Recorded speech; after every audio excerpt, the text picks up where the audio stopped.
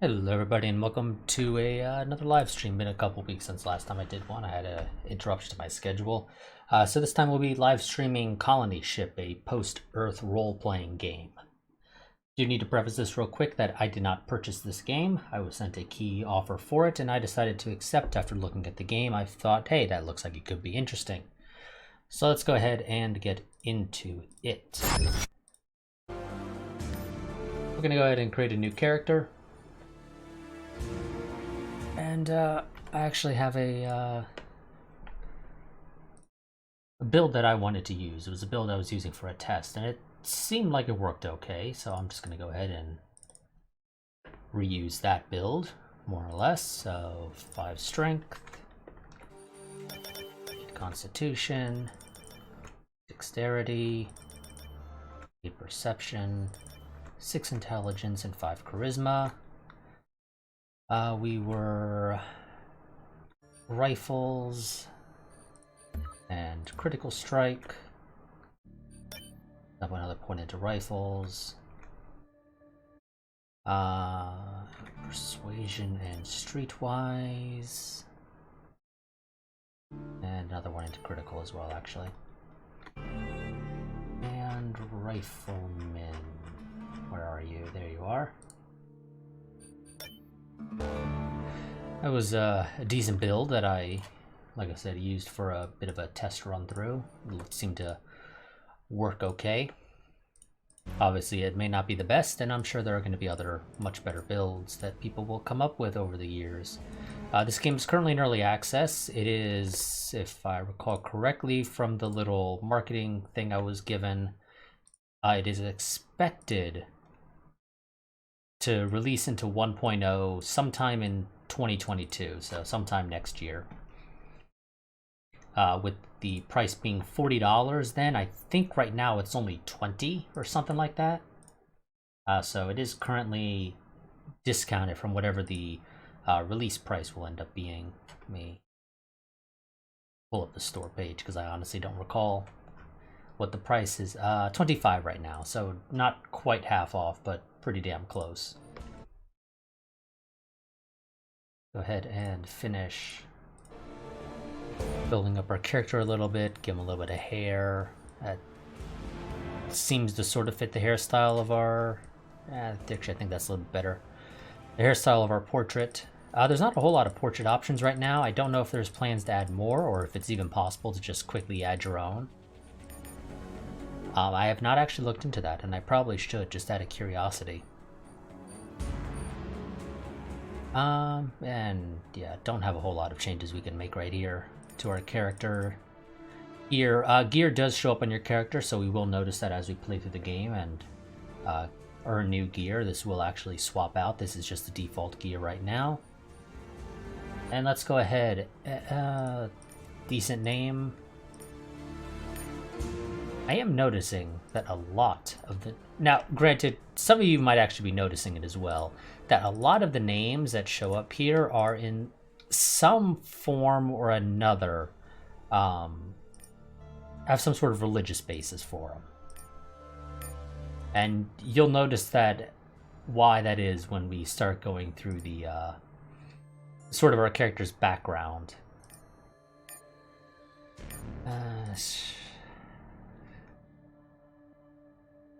Frankly, for me, I will admit that most of these names I have no real connection to. And hello there, Flying Fortress. So let's go ahead and get into this. It is the year of our Lord, 2754. You will never feel the sun's warmth under a blue sky, never hear the wind in the branches of a tree, and never swim in the ocean, because you had the misfortune to be born on the ship. You've never seen Earth, and you'll never see Proxima Centauri either, your past and future, both sacrificed by some dim and nameless ancestor to the greater good of the mission. Starfarer, they called her, a pretty name for a retrofitted interplanetary freighter. She had already been 20 years in service when she was rechristened, and showing every minute of it. No one is certain the ship will actually reach its destination, and nobody much cares, since no one alive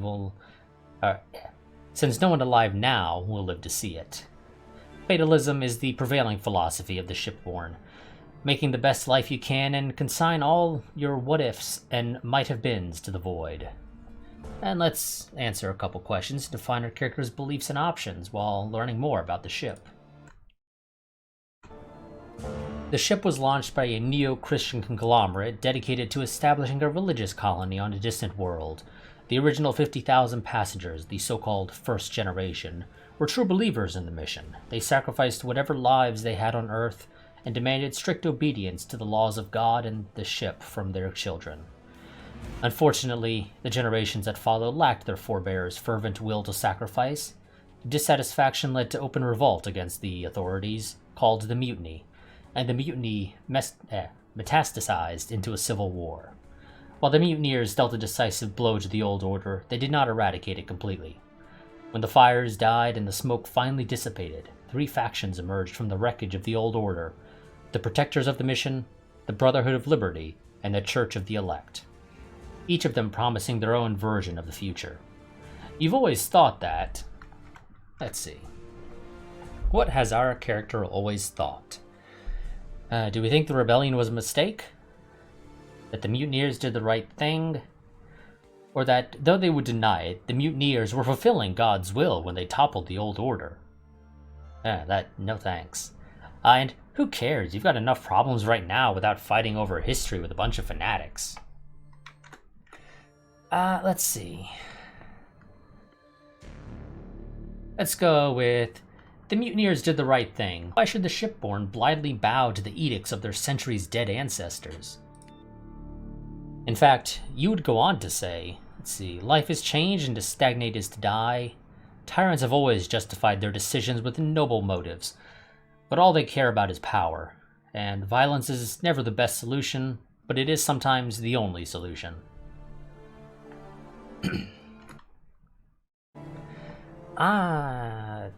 I'm thinking... Life is change, and to stagnate is to die. The system by which the shipborne are governed must evolve. The ship suffered extensive damage during the Civil War, but remains operational. The hull was breached in several places, and frantic efforts to avoid a meltdown crippled the main reactor. Radiation increased in places to lethal levels, and several areas remain dangerous to this day. When a small percentage of children in the habitat were firstborn deformed, they were branded mutants and immediately shunned. The young were abandoned, and those whose defects didn't manifest until later were driven out. With the condition of the fusion reactor degrading to dangerous levels and the number of volunteers for jobs in areas exposed to radiation remaining few, the mutants negotiated a pact with the convent, granting them protection from harassment and violence in exchange for their maintenance of the engines and other vital ship systems. You've always thought that mutants are an abomination in the sight of God. The mutants prove themselves useful by taking care of the reactor. We're all God's children, even those with webbed fingers or deformed faces. In saving the ship, they save the world as we know it, and ostracizing fellow humans based on genetic differences is wrong. Hopefully our descendants will live in harmony in the future colony, and I think we're going to go with that. The place you call home is known as the Pit, and to some more affectionately as the Free City.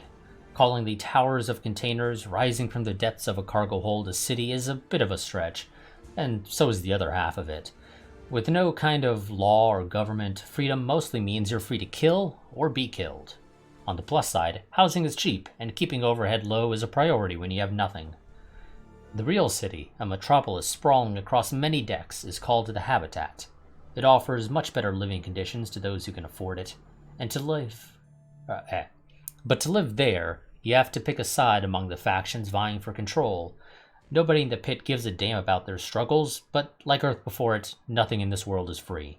Just keep in mind, you might get more than you sign up for. As far as you're concerned,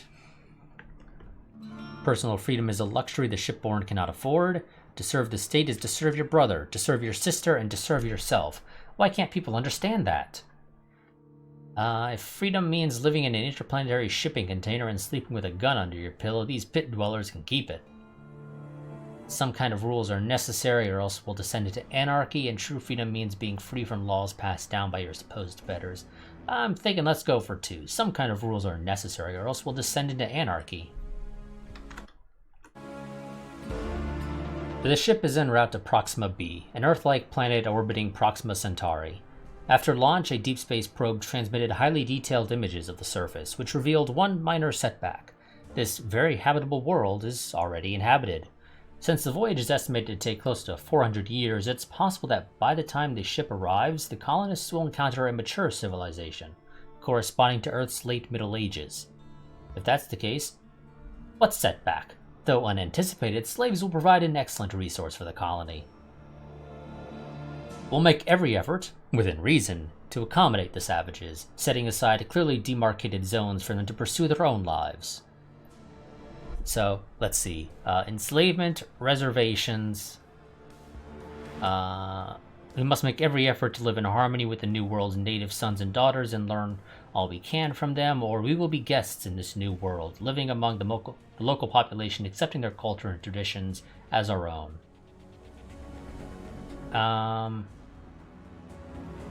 So this is sort of assimilated into their population.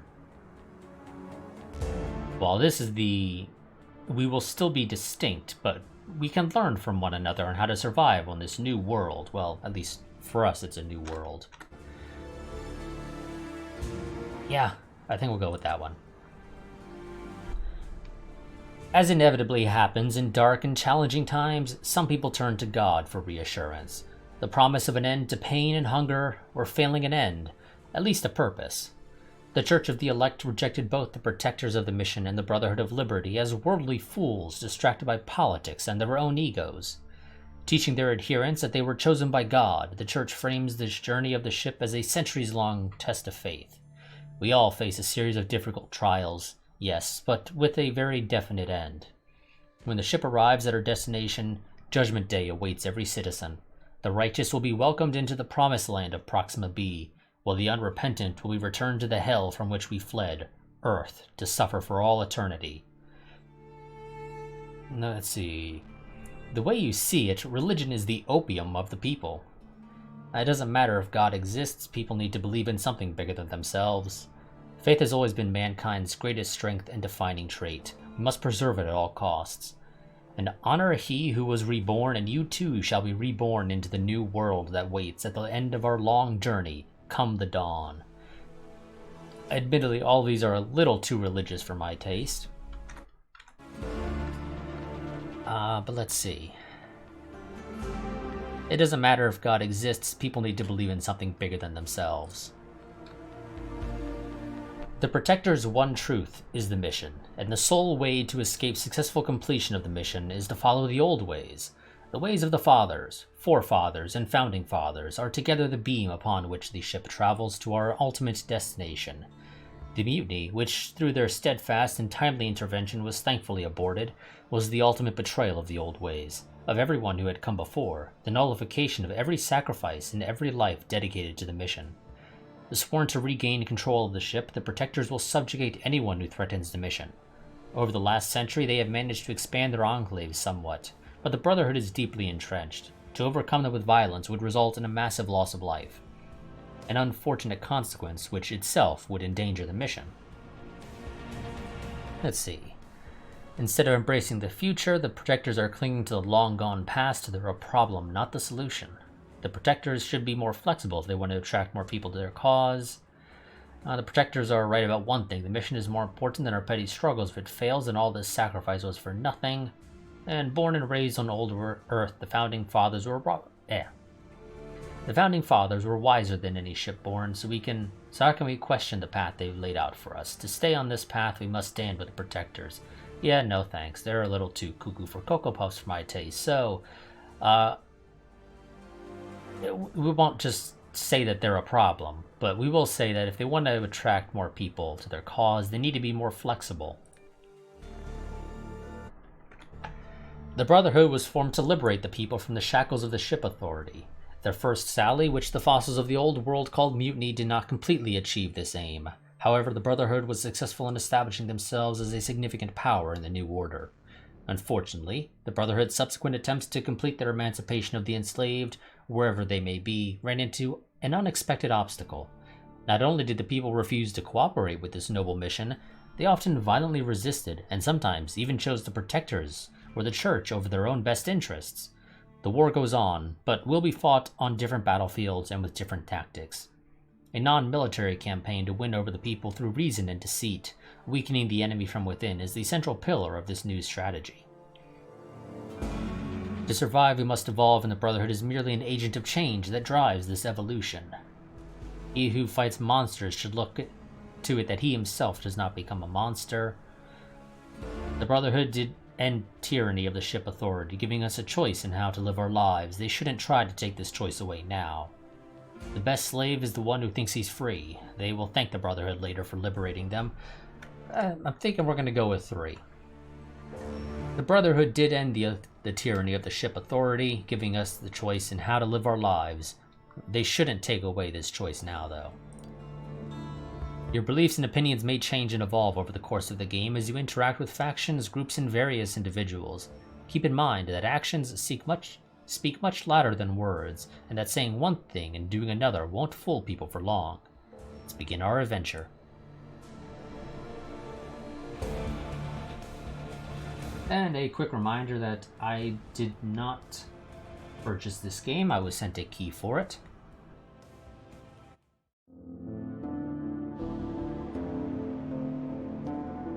However, I do plan to do at least a number of live streams for this. I'm not sure if I'll do a full-on series or not, because this game is early access, so it probably has quite a bit of work, and I'm not sure if the full story is even actually there yet or not. You open your eyes to a gray hall metal ceiling, one panel of which flickers yellow, indicating day shift. You overslept. Not that it matters. With a grunt, you roll off your stained mattress and open the window to let some fresh air in. Like everything else around here, fresh is relative. The ship does its best to recycle air and water, but cargo holds aren't high on her priority list. You breathe in metal and burning oil and look up. Over the bridges, 6 projectors are still operational, shining dully down on the container towers of Cargo Hold 3, better known as the Pit, the Free City. Calling the Pit a city is a bit of a stretch, but so is calling this reddish-brown liquid water. You've read that water is supposed to be clear and cities are supposed to be big, but no shipborne has ever seen either. Maybe in another 100 years, water will look and taste like oil, and people will be talking about the good old days when it was the color of rust and tasted refreshingly bitter and tangy. That's the kind of optimism that keeps you going. The elevator crawls up a groove in the cargo hold's wall like a black steel bug that's worn a path traveling to the bridge and back. It's time to get up there and earn a few credits, but first, you need a drink. The last few years you've been doing odd jobs for Tanner, a local hustler with a nose for making money. He's never tried to screw you over, which is pretty close to being virtuous in this town. Still, there's a first time for everything. Let's go ahead and, well, what info do you have on the Pit? Ever since you were a kid, this has been your home, a sprawling heap of vacant cargo containers, slowly getting filled up with those who couldn't afford to stay in the habitat or needed to get away from its bosses and factions. Out here, folks have lived free and died fast, with those who survive earning their keep by either diving into the wreckage of Mission Control and bringing back valuable relics of the past, or figuring out a way to make money off the fools who do the diving. From the day it sprang up like a patch of mold on this rich substrate, the Pit has been overshadowed by Jonas Redford, the canny, cagey son of a bitch who planted its first spike. The de facto mayor of the town with no government, Jonas holds court in the Promised Land, the Pit's only brothel, and the base of operations for his network of touts, thugs, and whores. But as the Pit has grown, Jonas's seat at the top has grown shakier. When the Brotherhood of Freedom threatened to annex the town, concerned citizens banded together and hired the Regulators, a mercenary band led by Jeremiah Braxton, to keep the Brotherhood out. But now, as Braxton's gunmen swagger under the neon lights, some folks have started wondering whether it's time for the Pit to get a little law and order, and whether Braxton might be the right man to wear a sheriff's star. Let's go ahead and meet Tanner in the nearby bar called Whiskey Jack. But of course I shouldn't forget to bring my gun along, and since we have chosen our rifles as our primary skill, let's go ahead and bring our bolt-action rifle, or our bolt-action pipe rifle. And as a backup, let's go ahead and bring a camp knife. That seems like it should be acceptable. And nothing else to pick up in there. Let's head on out. We got a Xavier, one of our neighbors. And also, let's go ahead and do a save. Yep, wrong button. Another day, Malachi, says Xavier. Raise the cover of the black blend of chemicals that has passed for coffee aboard the ship for at least a generation. Looks like it. Any big plans? I got a job on a diving cruise, says Xavier, taking another sip. They lost 2 men last week, so they hired me on the spot. Must be my lucky day. Diving? As in diving into the mission control ruins. It's like a maze down there. Sealed doors, corridors, entire decks. They cut the power to kill the auto defenses, which didn't make things easier. Now there's a demand for divers who can open doors the old-fashioned way. Sounds useful. Can you give me any pointers? I can show you the basics. The rest is up to you. See this lock over here? Thank you for teaching me how to lockpick, because there is, coincidentally, a locked box over here that just so happens to require a lockpick skill of 2 to actually open. So, a little bit of 5.56 ammo, and nice juicy 1,000 credits to start us off. Right? No. Whoops, I'm an idiot. Wrong side. That's the loot. I'm an idiot. Okay, let's go ahead and slap that on. Those are better boots than the normal boots that we had equipped. And let's head on down here and talk to our other neighbor, although I don't think he has anything to say. I'm done with this fucking town, says Charlie, his eyes empty and lifeless. 2 years I've been here, and what do I have to show for it? Nothing. What are you gonna do? Go back to the habitat? Guess so, nods Charlie. It doesn't seem so bad now, the habitat. Don't know what I was thinking. Well, take care, Charlie. I'm sure we'll see each other again at some point. And we got a biorecycler. These biorecyclers break all organic matter from waste dead bodies gathered each morning into simple organic compounds and mineralized nutrients, which the ship turns into end tabs. It's the cycle of life. Another quick save, and let's head in here. A couple of local junkies are loitering near the entrance to the alley, probably waiting for their next victim. Well, let's go ahead and approach them. Whoa, says one of the junkies. Look at you strolling in like you own the place. He shakes his head. It's our territory. You gots to pay me first, and then you can be on your way. All business-like, see? Let's see. Well, you know what? Let's go ahead and do combat. So we have a critical strike skill of 2, so we can go ahead and kill this one to even the odds. Your lunge is clumsy, and any experienced fighter would have seen it coming a mile away. Lucky for you, it catches the junkie by surprise, and he goes down moaning. Let's go ahead and kill the other one. So, this does not immediately toss us into turn-based combat. We actually do get a bit of time to deploy our character. So in this case, since we are using a rifle as our primary weapon, let's go ahead and deploy ourselves back here. Since the last time I played this, they did make a change. In the past, if you had a rifle and you were right next to an enemy, you would not be able to fire. They have changed that now to where if you do a snapshot, you are allowed to still fire when you're right next to an enemy. But hopefully we'll do enough damage not have to worry about that. So we placed our one character, start combat, and fire at this guy. Not a whole lot of damage, at least not as much as I would have liked. Of course, this bolt-action pipe rifle only has a single round, so I have to reload after every shot. Reality is I probably should have gone for his head, but I don't think I got enough action points now to shoot. Do I? Actually, yes, I have enough, just enough to fire one more shot, and didn't do too much damage. Okay. And we're off to a bad start. He knocked us down, which has, yeah, that's...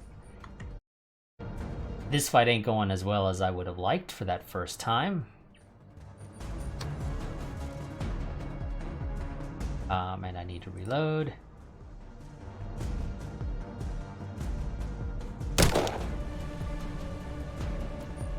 I mean, I could try to run away, but it ain't gonna do much. So what we're actually gonna do is we're just gonna go ahead and reload that quick save.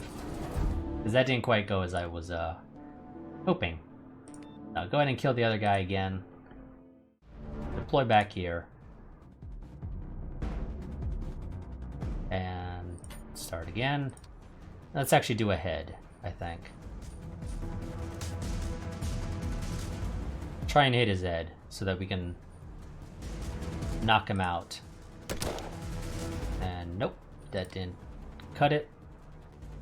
And we do not have enough. I don't know how far he can move. So let's, I guess, just move as far away as we can. And hopefully he can't catch up to us. Okay, well he missed. Which is still fine. He missed again. Actually go here. And we'll just use the knife.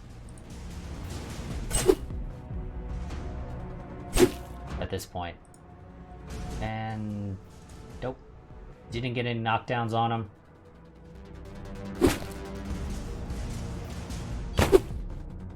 Luckily he's kind of screwing up himself right now, which is always helpful.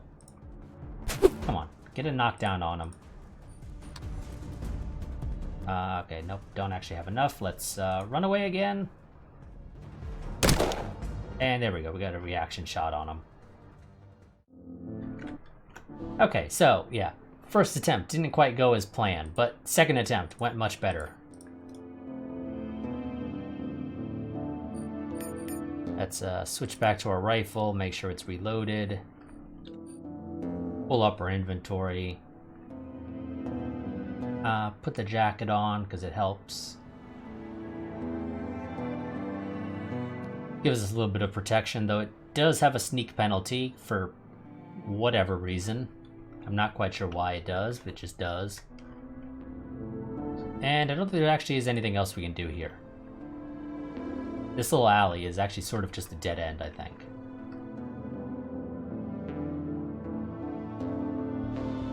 Let's talk to the food vendor real quick. As you approach, the woman turns on her makeshift grill, a metal plate resting on 2 crates above a simple burner. "What can I get you?" she asks. One look at the unappetizing mess of recycled protein sitting on the grill is all it takes to dissuade you from the special. Excuse me. She points at a vat with some kind of tear-inducing steam seeping out from around the edges. "Today only, $3.50 for a fried New Yorker." A New Yorker? She opens the vat and fishes out a chunk of gelatinous flesh. "Look at this beauty. I boiled it in vinegar to remove the slime and toxins. You want it well done or medium?" "Maybe later." And let's go ahead and head on out of the dead-end alleyway. They're going to have 2 more bodies to go and toss into that biorecycler. Well, actually, this one's probably not actually dead, because we just sort of lunged at him and knocked him out. This one, considering the amount of times he got shot and cut by a knife, he's probably dead, I would assume.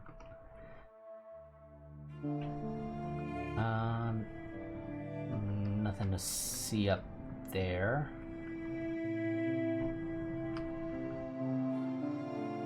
Continue on this way. We got an appraisals guy we can talk to. He's not important for us right now. Maybe in the future. I need some armor. I do not have any good stealing skill, and I'm not actually sure what happens if you attempt to steal. Let's actually try that real quick. Do a quick save, and let's try to grab some merchandise. Okay, nothing happens, and I don't think we gained any experience for failing. I think you only gain experience for successes. Now, I don't actually currently plan to buy any gear off of him. I just need to sell some of this extra crap that we got. Yeah, get rid of the suicide pistol and the truncheon and the basic boots that we had previously.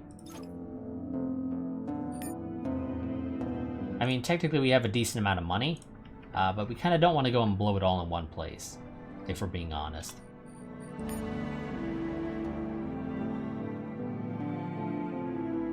Let's go and talk to Tanner. I've got a job for you, Malachi, says Tanner, gesturing for a drink. Interested? What kind of job? An easy one. Tanner pulls a plastic rectangle from a compartment inside his sleeve and slides it towards you. The card is old and worn. The color is long faded, but the raised print on the front is still as clear as the day it was stamped. A2. That's Armory Level 2. The holy grail of every scavenger on the ship. During the mutiny, the rebels looted every depot on the first level, but the automated defenses on the second stopped them dead. Literally. Those same turrets have dissuaded every scavenger since. Is it real?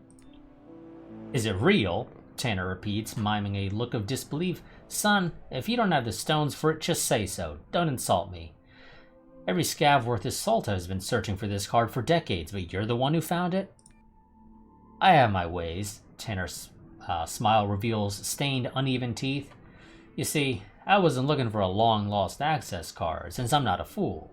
I was looking for Technical Officer Ulysses Colton. Tanner pauses so you can show your admiration of his savvy. Let me guess. He had the card, and you alone figured it out. Not quite, says Tanner. I alone figured out how to find a man who changed his identity and died in obscurity nearly 100 years ago. I have a feeling you're dying to tell me. Tanner pulls a battered energy pistol from his belt bag and passes it to you. This is his sidearm. He changed his name, but he couldn't change the serial number on his gun. Once I found the serial number, the rest was easy. His granddaughter sold the pistol 20 years ago. Let's go ahead and inspect the pistol. It's an old rust-covered energy pistol fastened with tape. Its plasma chamber hasn't seen any action in decades. You don't have any energy cells you can spare, I suppose? Ha! Tanner laughs. The cells are worth their weight in platinum these days. Nobody's even selling them anymore, so the supply must have all but dried out. I thought someone would have figured out how to make them by now. Figuring it out is the easy part, Tanner says dismissively. It's making them without proper materials and tools that's the hard part. Why do you think we're making firearms again? Because it's easy. Hell, they used to make them back in the Middle Ages, revolvers and whatnot, except we use synthetic propellants. Yeah, no. Are you sure the card still works?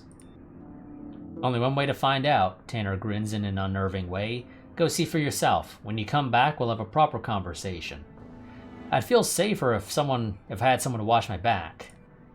Take Evans. I saw him at Abe's store earlier today. The dumb bastard almost shot me. Sounds like the right man for the job. Let's go ahead and see what Jack over here has to say. What can I get you? The bartender has spotted you looking over the assortment of unlabeled plastic gallon jugs, each with its own unappealing liquid in some shade of brown. We got gut warmer, rat poison, high voltage, fire water, and absolution. Special on the rat poison right now. Every third round is free for as long as you're able to drink it. Rat poison it is then. The ship provides the basic human survival: recycled air, recycled water, and end tabs. Recycled nutrients and minerals processed into chewable tablets. They taste like cardboard, but they're free. Those who desire the finer things in life, like synthetic meat with a side of algae, have to pay. Because the forefathers disapproved of drink, the ship was never configured to provide alcohol, but the supply of law and demand supersedes the dictates of religion, and everyone's favorite vice is widely available. Each bar has its own secret recipe. The wise drinker prefers to leave it a secret. The bartender gives you a nod as he sets a beaten alloy mug on the bar and fills it with a black, oily liquid. You take a careful first sip, fighting your body's instinctive rejection of poison, and wait for the familiar warmth to spread through you. After a few minutes, the world is a slightly better place. Any work around here? Well, since you asked, there's this fella, owes money to just about everyone in the area. The name is Jebediah Walker, but he just goes by Jed. Balance owed is 1,200 credits, including interest. If you manage to collect, you'll get 250. How does that sound to you? Where can I find him? Ask around in Camp Town. Start with the local bars. Okay, then. Well, we've got to go ahead and, if I recall correctly, he's up here somewhere, right?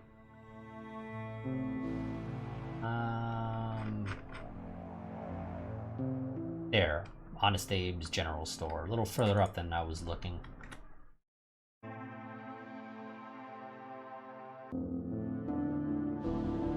And quick save again. Because when you're playing RPGs, there's no such thing as too many quick saves. Being a gunfighter is a quick and easy way to make a living in the pit. All it takes is a gun and some guts. It's also a quick and easy way to wind up dead, but the kind of men drawn to the gun always think they're going to live forever. Evans learned the realities of this new trade the hard way. The first time, Evans got lucky and killed his man as he fumbled his draw. Riding high, Evans called out an old hand who put 3 bullets in his chest and left him for dead. Lucky for Evans, a stranger patched him up and he survived. But today he looks like a man whose luck has just about run out. Malachi, nods Evans.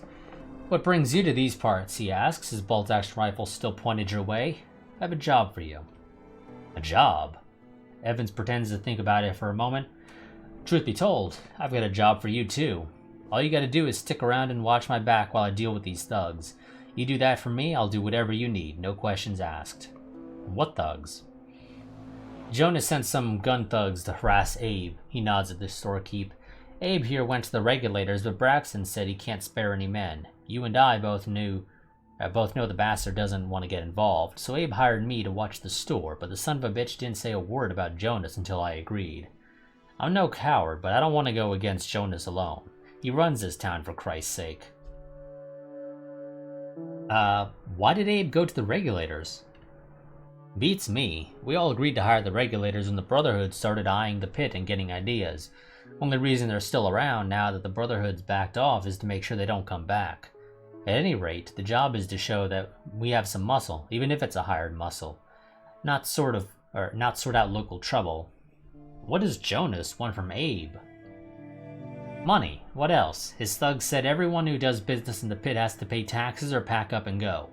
I told Abe he should pay, but he doesn't want to listen to reason. If he wants to die, that's his business, but now I'm going to go down with him. Very well, Evans. Let's wait around and see what happens.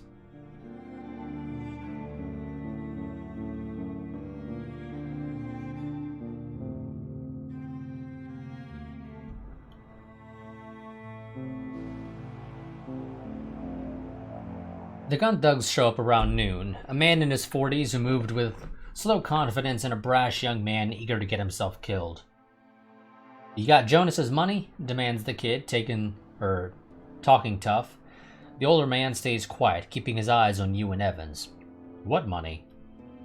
You deaf? Asks the kid, spitting on the floor. Jonas's money. He owns the pit, so it's about time you fucking freeloaders started paying your fair share. It doesn't have to go this way. And which way's that? Asks the older man softly. You can see he's been counting heads and running odds while the kid's been talking. You leaving the store in a body bag. Might not be me, says the older man, smiling. It's not a good smile. Are you willing to bet your life on it? On what might or might not happen? That's one hell of a gamble, friend. You say we leave empty-handed? Scoffs the older man. You have a feeling he wants a way out. Apparently, the kid gets the same impression. What are you talking about? Asks the kid. It's 2 against 2. Hell, I could kill both of them myself. Let's see. It's 3 against 2. Abe's a lousy shot, but even he can't miss at this range. Not with that hand cannon he's carrying. Let's see. And then what? Collecting tax is one thing. Killing folks over it is another. You cross that line and you'll end up dead sooner than you think. Let's go with streetwise. It's 3 against 2. Even though Abe's a lousy shot, he can still hit you at this range. Have it your way, the older man says, tiredly. We're going. The kid tries to protest, but for all his talk, the only thing he shoots is a black look. Let's wait for them to leave. The door hisses shut behind the gun thugs, and Evans breathes a sigh of relief. The gunfire erupts outside. What do we do now? Asks Evans, visibly shaking. We have to see it through, I suppose. Well, let's see. Nothing. Why make someone else's problem our own? It's your call, says Evan. I reckon I'll stick with you until things blow over. Welcome aboard.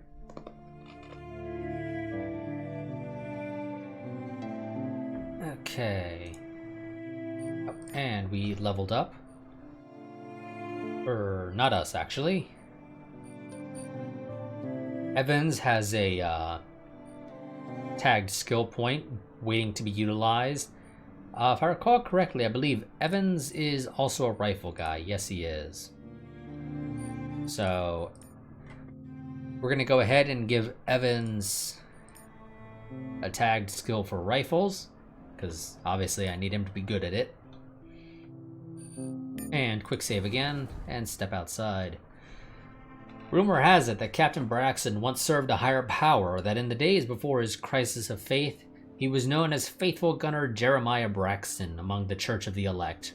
There's plenty of talk about why he left, but as is often the case, no story is more compelling than the others. Backed up by a few like-minded men and picking up more recruits along the way, Braxton left the church and wound up in the pit, where good fighting men are always in high demand. Around the same time, the Brotherhood had started nosing around, eager to establish a foothold here. Braxton and his regulators offered the good people of the pit their services. After much debate, they were hired to drive the Brotherhood's men out, which was accomplished with brutal efficiency. You see Braxton and two of his men standing next to the bodies of the gun thugs. "Thank God you're alive," says Braxton, holstering his gun. "When I saw them leaving the store, I assumed the worst." "I thought you didn't want to get involved." "It's not my fight," says Braxton, "but someone has to step in and protect these people. I have nothing against Jonas, but this time he's gone too far."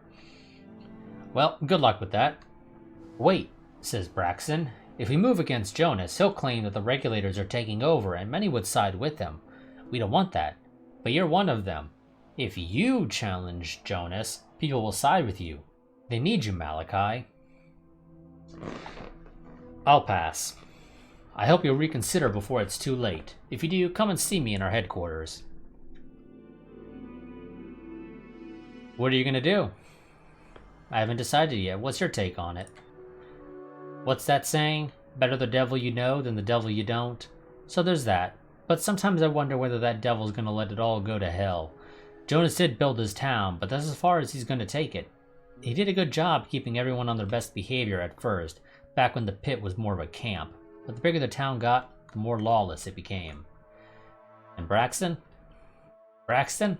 His men do a good job patrolling the decks around the town, but I'm not sure I'd want to see them patrolling the pit and telling folks what to do. If Braxton ends up on top, who knows how far he'd take that law and order thing. Although, probably not as far as the Brotherhood would. So there's that." Okay, we need to head to the armory. Which is... well, okay, no, the armory is the other thing. Let's go and talk to you real quick. Let's try stealing from you, and fail. "I'd like to buy a gun. Don't you have anything automatic?" Let's just browse wares. So, let's see. Anything I can sell? Let's sort that. I do not need that camp knife. I already have one. Now, here's the thing. Old Betsy is a much better rifle than what we have right now. Well, I say much better. It's all relative, really. It's much better in the sense that it has a little bit extra damage, it has a little bit more effective range. The main thing I like about it, though, is that it has 5 rounds per reload is probably the best way to describe it in this case, because I don't know if it's a magazine or a clip or whatever. But nonetheless, it's got 5 shots before you have to reload, unlike our bolt-action pipe rifle. It has to be reloaded after every single shot. It does, however, cost double the amount of action points to reload, which does have its own downsides, but in theory, if I can manage to kill the people that need to kill within 5 shots, it's actually much better in terms of AP efficiency than our bolt-action pipe rifle. So we're going to go ahead and buy Old Betsy here. And Old Betsy here uses 45 ammunition, which, coincidentally, this guy has a heavy bullet with a higher stopping power than either 5.56 or 9mm. Can't quite say if that's in any way accurate, but we're still going to go ahead and buy up all these. We're just going to buy up a whole ton of ammo, because, you know, there's, well, how much ammo do I have of 556. I have 23 rounds. Let's not go overboard. We'll buy 25 rounds. Now I don't... Okay, they're actually... Okay, I should probably remember to unload before I sell my stuff in the future. Particularly when it comes to selling the guns.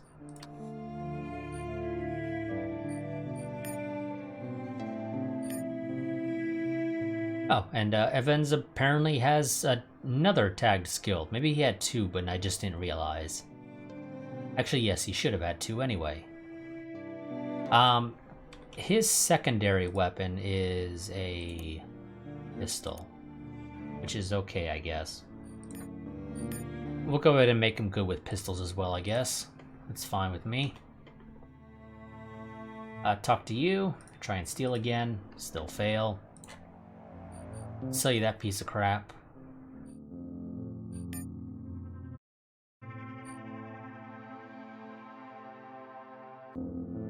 And I think that'll be it. So we basically blew through pretty much all of our money. Okay. It's... Oh. I've got a feat to add on our character. That was also one of the reasons why the little thing was still flashing down there. So let's see. What do we want to go with? So...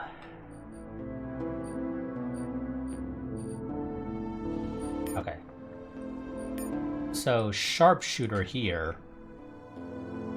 When we do an aimed shot for like the head or the legs or things like that, this would give us a plus 10 to accuracy, well, to aimed, which I assume in some capacity affects accuracy. It may not be accuracy specifically. I'm not actually 100% certain on that. Because I do know that old Betsy here has a 5% to aimed, which is an interesting thing to phrase. On top of the 5% to accuracy. So I want to assume, and this is just an assumption on my part because I don't actually know if it is the case, but I want to assume that when it says ranged weapons aimed plus 10, that is saying, well, ranged indicates that it's for ranged weapons, obviously. But I'm assuming aimed plus 10 indicates that it's a plus 10 to accuracy when doing an aimed shot of some capacity. It also gives us a plus 10 to penetration for whatever that's worth. I assume that's more so for if you're attempting to shoot somebody in the head and they have a helmet, or I guess just any part of their body that is covered by some sort of armor. But I think we're going to go ahead and go with that. Make our aimed shots better, so that hopefully we are more likely with our headshots to get knocked down, which will knock the enemy out for a turn or two. I don't actually recall how long it is. Let's go ahead and add that feat. It's 1 turn, which is still useful for a critical. Now, admittedly, it's only on critical hits. Hits in general give a -2 to perception, which decreases their ability to hit you, which is also useful.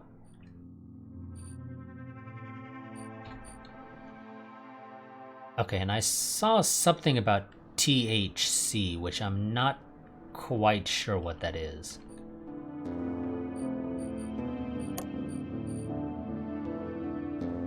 On hit, to the arm, is a -15 THC. I don't know if that's supposed to be 2-hit chance, which is an interesting thing to phrase it as, but maybe. Center mass doesn't have anything really special going for it, to be honest.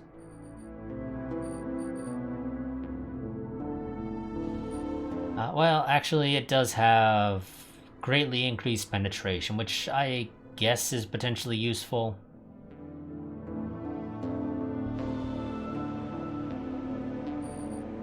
Now, bullseye and aimed head are very similar, actually.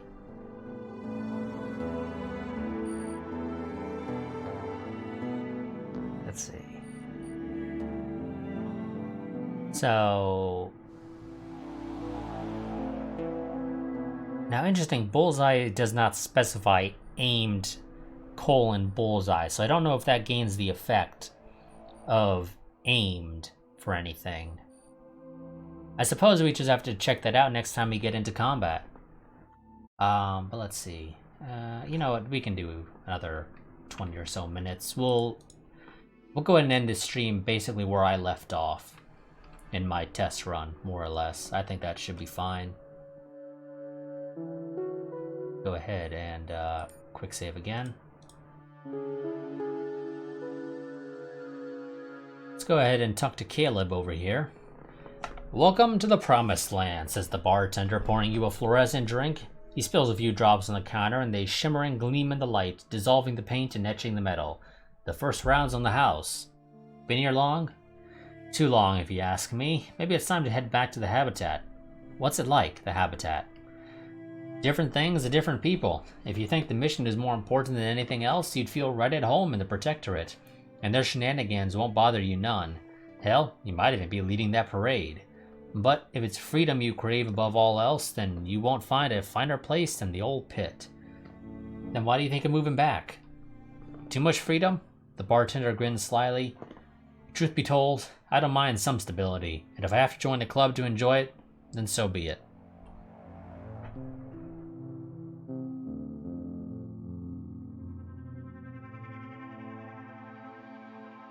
Mr. Redford is expecting me.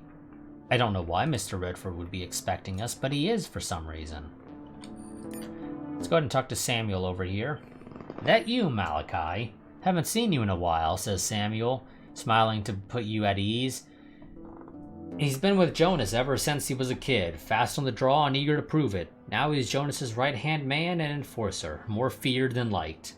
Too busy scraping a living, you know what it is. It's hard all over, nods Samuel, and the infighting in the habitat doesn't make it any easier. Why are they still fighting?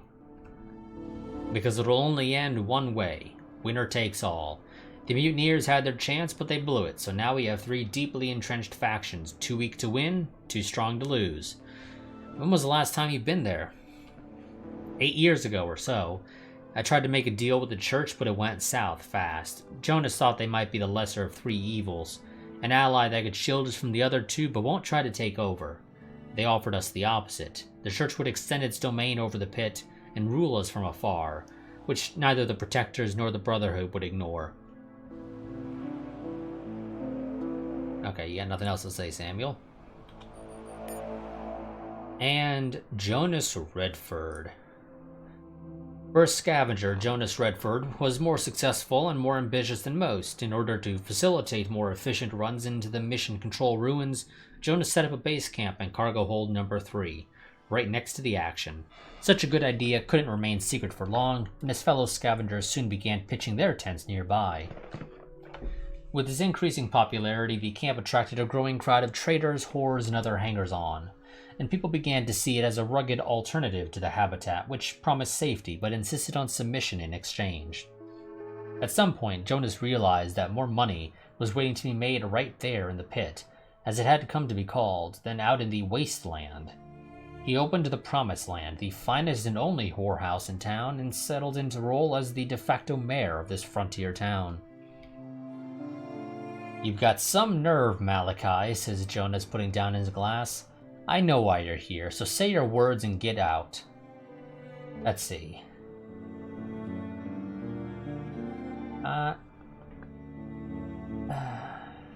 Hold your horses, Jonas. I don't know what you've heard, but I'm here to warn you that Braxton is stirring up some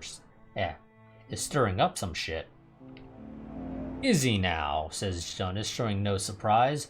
Word on the street is you're working for Braxton. He raises an eyebrow, waiting for an answer. Let's see.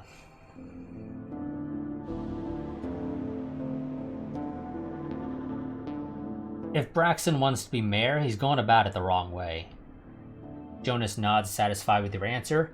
Can I count on you in this fight then? We need all the help we can get, and then some. Let's see. I'm not much of a fighter, Jonas. Which isn't actually true. We're almost solely focused around fighting, but whatever. I'm with you, Jonas. What do you need me to do? You're gonna help us take out the regulators, he says, as if resigned to an unpleasant chore that's been let slide too long. They outnumber us, but a certain piece of gear will even the odds. Ever heard of a brainwave disruptor? A grenade? Never seen one, but I've heard it messes with your brain. That it does. It's an anti-riot grenade, Earth-made. It scrambles your brain and makes you forget what you're doing and just stand there, taking the air. Braxton will be watching my boys like a hawk, but since you're an unknown, you can run, fetch it. While Sam, he nods at his enforcer, runs interference. Where am I going to find this thing? Good question. The Earth-made relics aren't exactly common these days, but I bet Cole can point you in the right direction. He sells all kinds of crap, most of it ship-made, of course, but he also keeps track of who has what. Okay, let's go visit Cole's gadget store. Which just so happens to be right over here.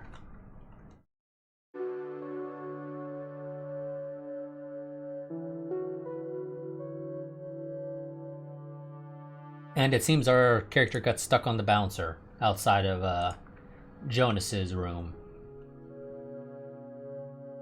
Well, not bouncer, but doorman, bodyguard, whatever you want to call him.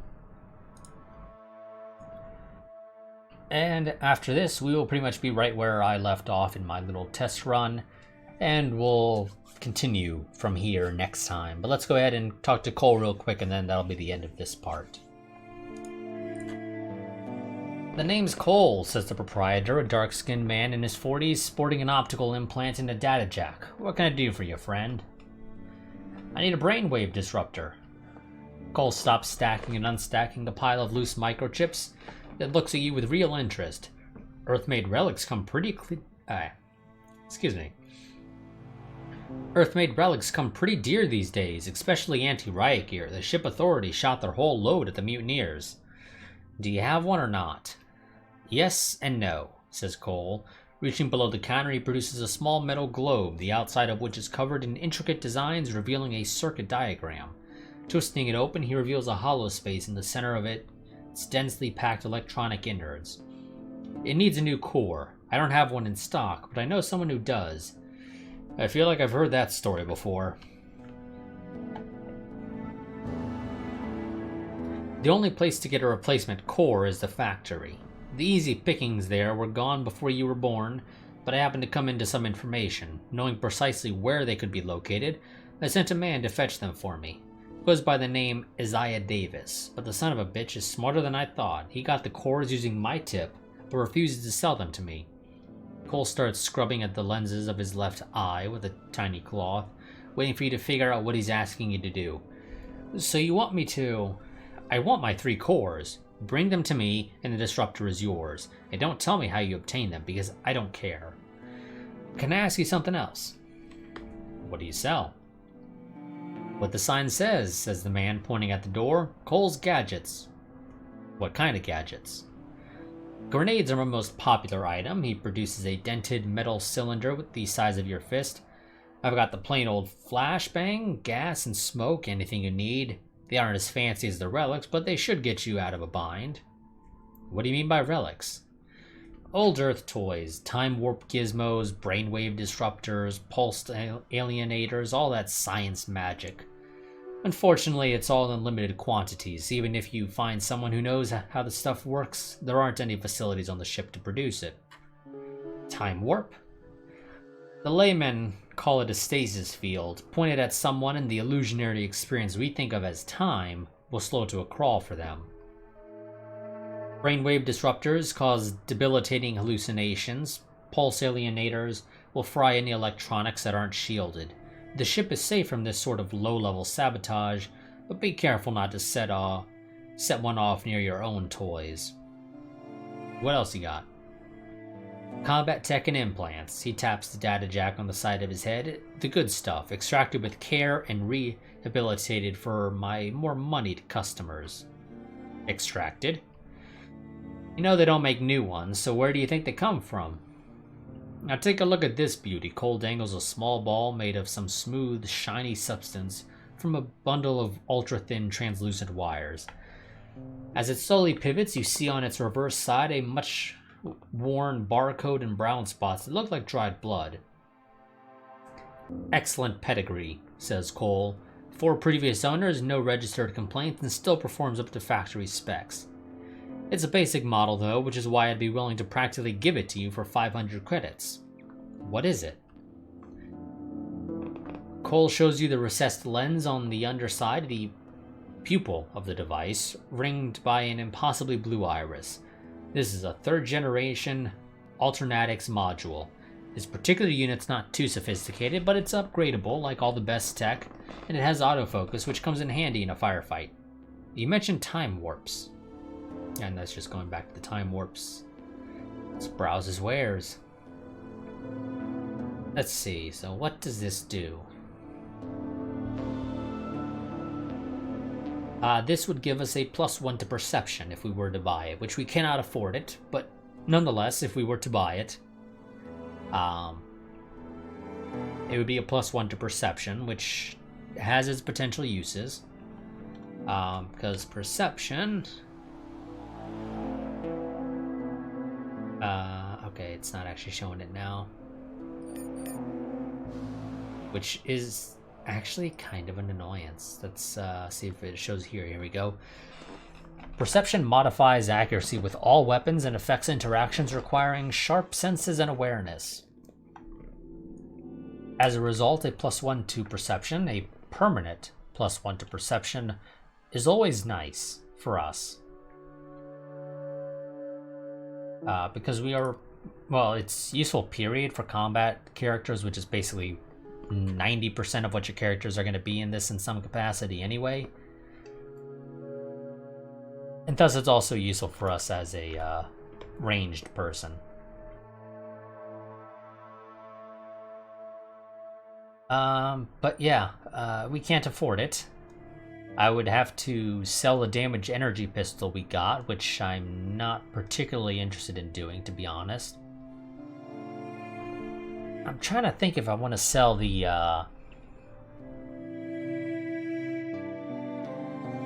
Piper Jack, considering we're not gonna use it in theory. At least if we are, I'm already in a bad situation. Yeah, you know what?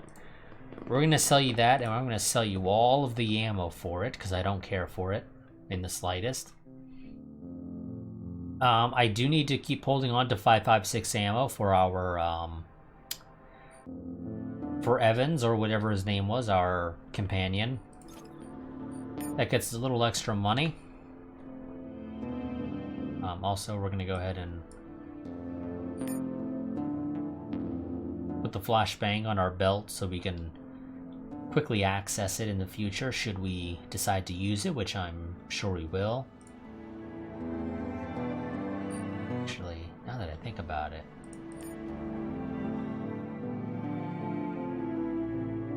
I'm wondering if that THC stuff that I saw mention might have to do something with the damage. Well, no, probably not actually.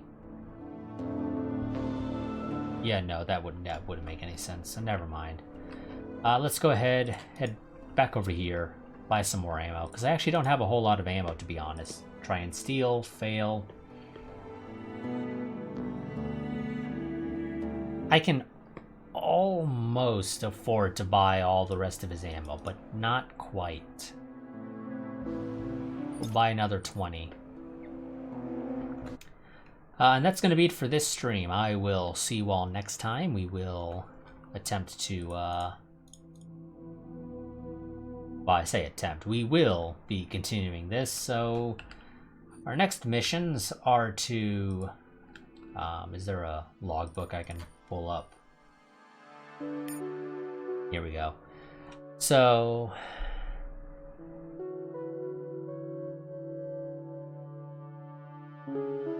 let's see. So we have 2 things we can do over in Camp Town that we got to do. And then we have the armory, wherever we get to the armory at some point in the future. I assume we probably get to the armory through Camp Town, maybe? I'm not quite sure. I guess we'll figure it out. Let's head over here. And then I'll save. So next time we'll head on into Camp Town.